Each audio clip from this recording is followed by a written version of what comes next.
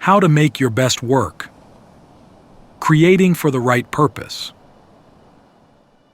In 2024, it is tough not to be driven by the attention or lack thereof that one receives on social media. If we ever intend to produce our best, most meaningful work, though, we have to find a way to change how we see those likes and comments. Being inspired is meaningful. Straight copying only wastes your own time. I need to take a moment to acknowledge something. I need to do so that my work is not misconstrued as plagiarism. When I write these little pieces, I draw inspiration from everything around me. Those moments can sometimes be so fleeting that I carry a little dictaphone around to make quick recordings of my ideas. I literally walk around wearing a lapel mic sometimes. I mentioned in a recent video on YouTube that my mind works in systems. I am a systems thinker. The way I formulate ideas is thus a result of everything that is happening in my life at a given moment coming together to influence each other, and results in the generation of new ideas or realizations. Sometimes, epiphanies. My current direction has been heavily influenced by photographer and author Sean Tucker. I am currently reading his book, The Meaning in the Making, but long have I known the extent to which the philosophical approach he presents resonates with me more than any other aspects of other photographers' work.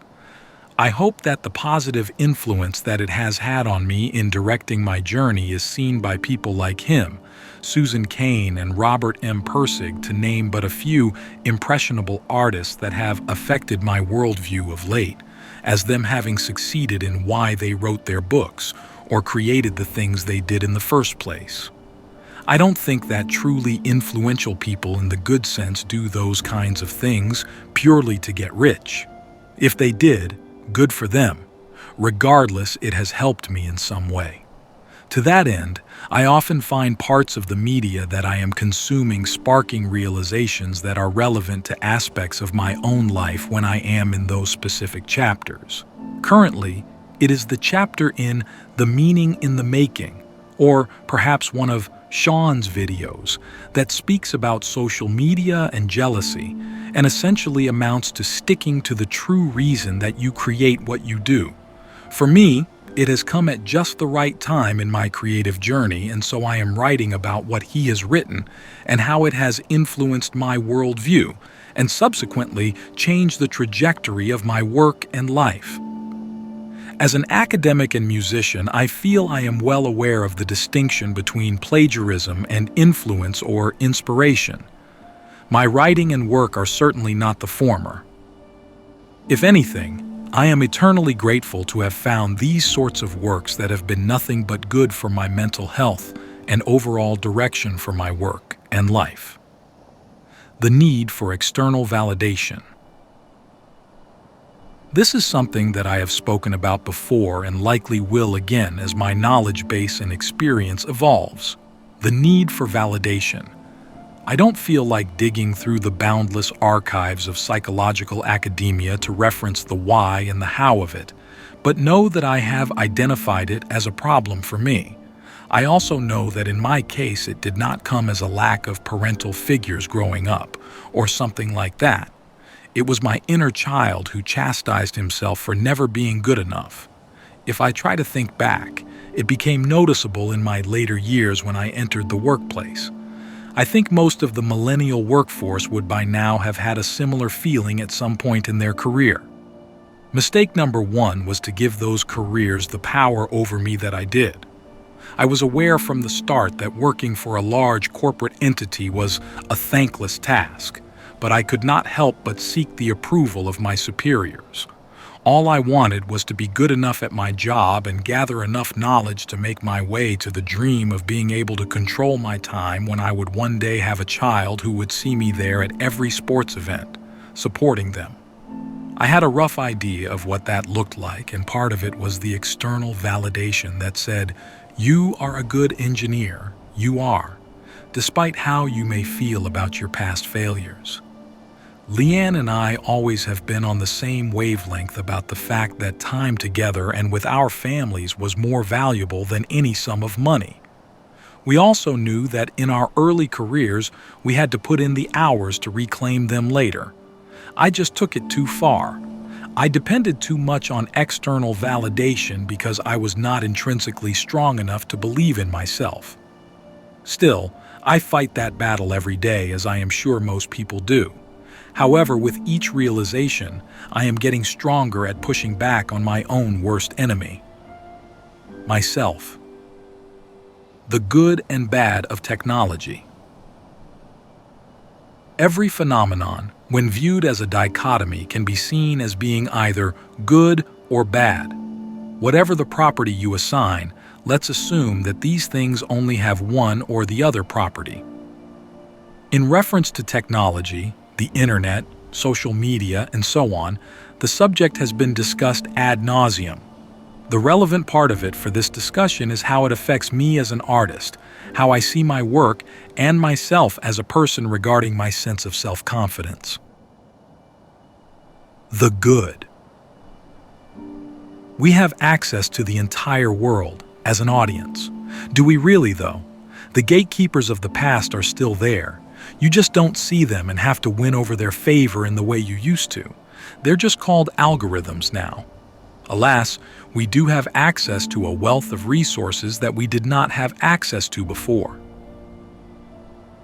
The bad and the simultaneously, the ugly. Like all aspects of society, things that can be used for good often can also be used for bad. It is our choice as to how we use it. We can use rhetoric to convince with a positive outcome for society, or we can use it to manipulate. Tech is no different. And so the perceived business advantages of leveraging technology, like keep up with the times or get left behind, as Gen X and Boomers might say, pressure a budding one-man band to use the tools at hand to promote themselves. The downside is you end up using likes, comments, and followers as a yardstick. This can do more bad than good when what is liked by the larger audience is so because of what appeals to that audience as a result of it having been manipulated to like those things in the first place. So the circular causal loop is traversed indefinitely. Some might argue that everything has to have a start and an end, and in that view I would say that those of influence and power, wanting to line their already bulging pockets, are the initiating force that gets the wheel turning and keeps it lubricated with negligible rolling resistance. If your work does not fall into that category, you stand the chance of it not being seen, and that plays on your mind.